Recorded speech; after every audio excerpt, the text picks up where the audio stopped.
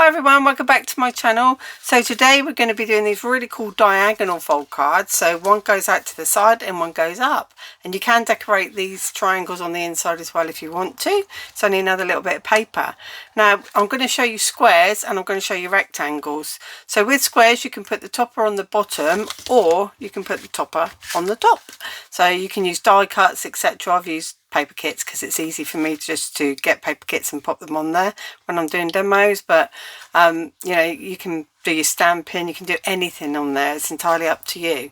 So all you need to know is that the front one comes in so that it's got something to stand on, so you need one to come from a point from the left to come in and one down, but I'm going to show you, don't panic. So everything stands up, so it all sits on this just like a normal card would. It just sits on these two and this one just hangs down to it like that, so they just sit up just fine. And whether the topper's on the top or the bottom, it doesn't matter. Now the really cool thing with the rectangles, and you're still getting two cards from one sheet, so what's really good is you can choose whether you want to have a landscape or a portrait out of both. So you cut the card in half and you can still change that direction, so you don't have to do two portrait cards or two landscapes. You can mix it up, you can do both, you can do multiples, and again, you know, your cutting is minimal, the amount of card that you need. So you need half a piece of your cardstock, and obviously you can cut down any size square or rectangle to make these, and just one piece of paper there split, or if you're doing different papers then you could use that across both and do two in one. So you really aren't going to use much paper cardstock or anything. If you want to decorate the inside, which I think is nice to do, then you know, obviously you're going to need another piece for that. So let's get started and I'll show you how to make these. Thanks everyone that has subscribed already, I do appreciate it, and if you haven't, I would love it if you did. Thanks for all the likes and comments on my videos as well.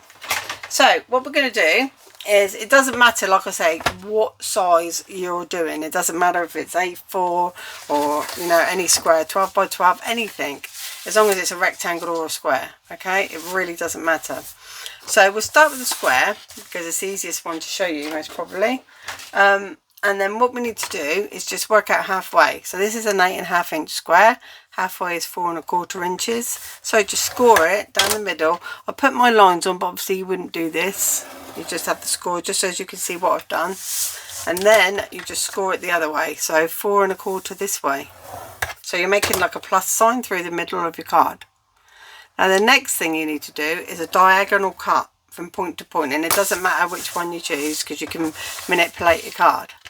So you can go like 6 to 6 there, and you can see you can draw a line in there and cut it, but because this size fits on a trimmer, so anything above 8.5 probably won't, we'll do this one on a trimmer just to show you that you can do that.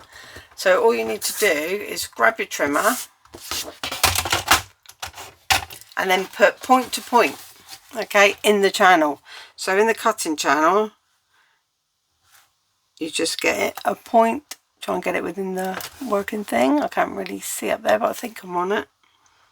And then just move this one, and it needs to be accurate. I may go off a little bit wonky because I can't 100% see at this angle, but I think I'm in. So if you're going to get, you don't want to dent your corner, so you can come in and go back, lift it and go up. Okay, so you can see it's completely in two. Perfect. So you've got two cards now from your one piece, square piece of card, which is really cool. Now all you need to do, like I say, and it doesn't matter if you've got like one-sided card and you wanted the print, just bear in mind that one of the patterns is going to go upside down, so try and get a print that's, you know, an all over print. So it doesn't matter which way this is facing, but this one needs to come in, so you need to have a point coming in from the left, make sure it's lining up at the bottom. Let me move this one out of the way so it's not confusing, and burnish it like that, and then this one comes down from the top, okay, and they meet at the end in the corners. So you just get it lined up, they meet like that. So you've got one stands up like this, and then you've got this one. Now with these ones, if you'll see, they're just going to be squares. It doesn't matter which way you turn it, you're just going to make a square card. You can't change the dimension of a square to be in portrait and landscape. Well, you can, but it's going to be exactly the same. So it's a bit pointless. So what you got there is your square cards.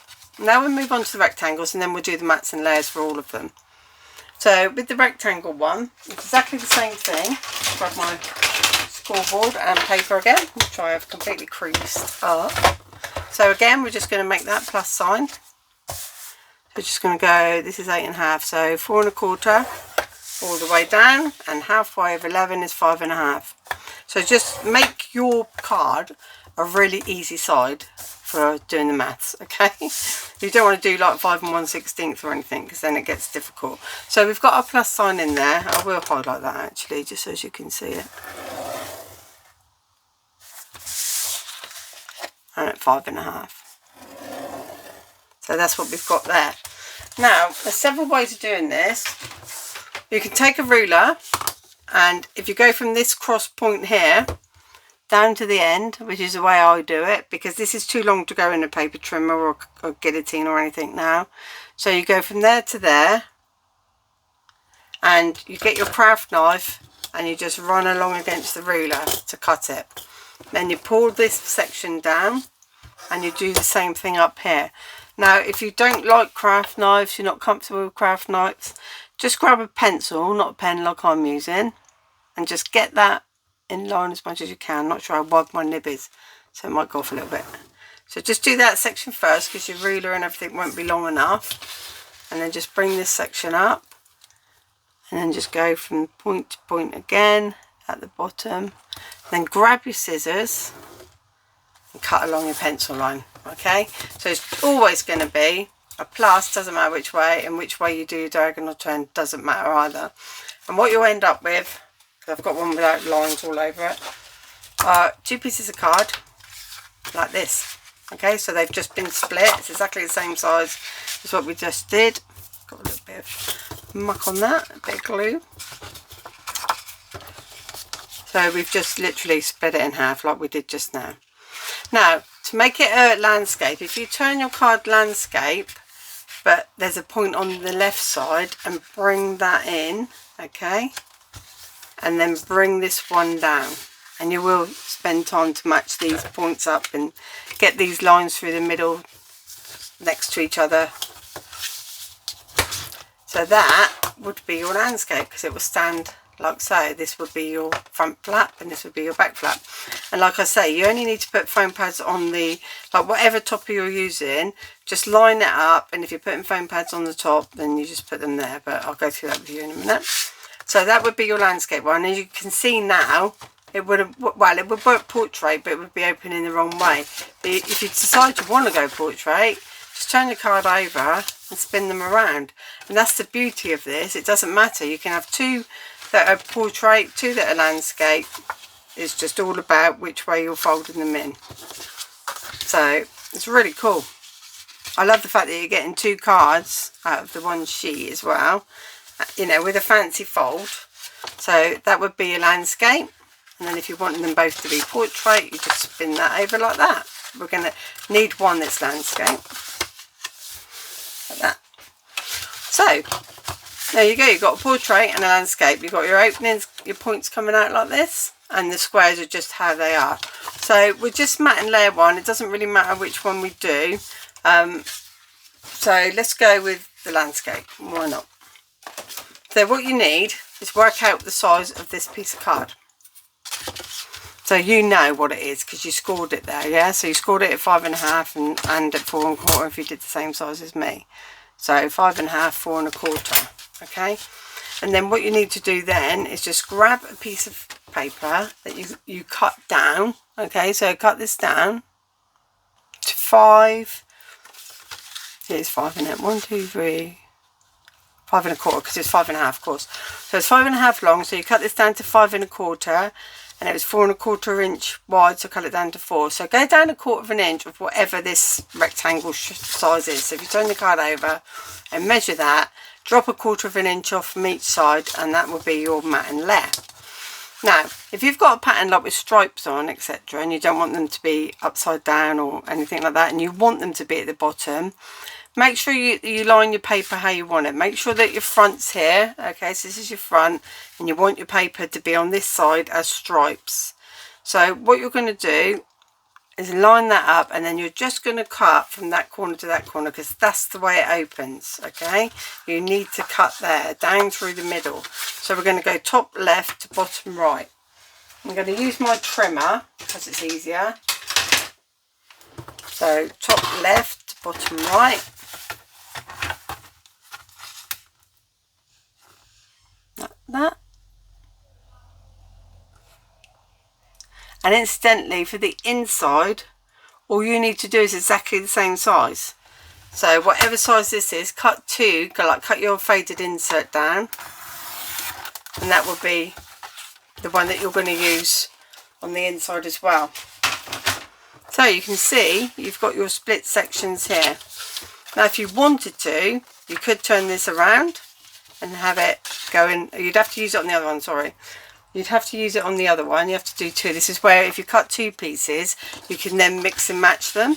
Okay, because it won't work like that. You can see that the triangle's out. It needs to be that way. So you'd cut two pieces out. You'd set your cardstock up the other way. In fact, I'm going to go and get a bit. Just bear with me. Unfortunately, I didn't have any more of this paper. So I've just got another one that's similar so that we can do it together. So with this one, we're tied to having that one being that way around there, or it can be down here again. Okay, you can spin it around. It will work both ways, but it won't flip over. If you flip it over, it's not going to work anywhere. The triangle comes out the wrong way.